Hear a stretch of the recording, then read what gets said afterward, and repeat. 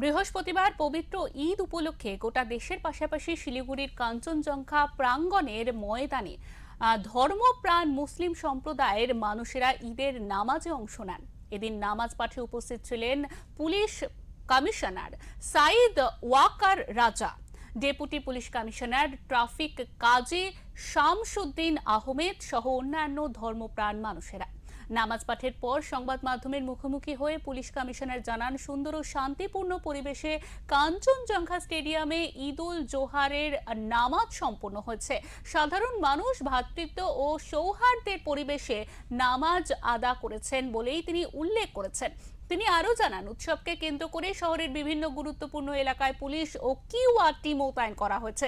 পাশাপাশি যান চলাচল স্বাভাবিক রাখতে বিভিন্ন জায়গায় বিশেষ ট্রাফিক ব্যবস্থাও করা হয়েছে। আসসালামু আলাইকুম ওয়া রাহমাতুল্লাহ।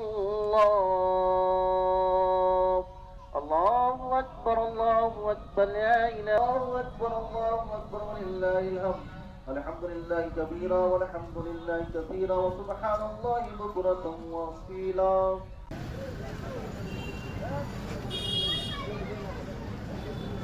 প্রত্যেক জায়গায় অনেক জায়গায় ফোর্স ডিপ্লয়মেন্ট আছে, কিউআরটি আছে, আরএফএস ইত্যাদি আছে।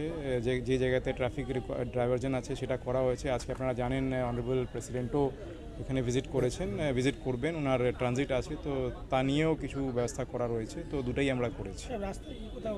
রাস্তা কোথাও ঈদ নামাজ হওয়ার আমাদের কাছে আমরা মানাও করেছি এবং কমিউনিটি ওটাকে সাড়া দিয়েছে, এবং কোথাও আমাদের নলেজে নেই এবং সব জায়গায় লোক অপারেট করছেন। যেখানে জায়গায় কম আছে সেখানে তারা 2 শিফটে या 3 শিফটে নামাজ পড়ার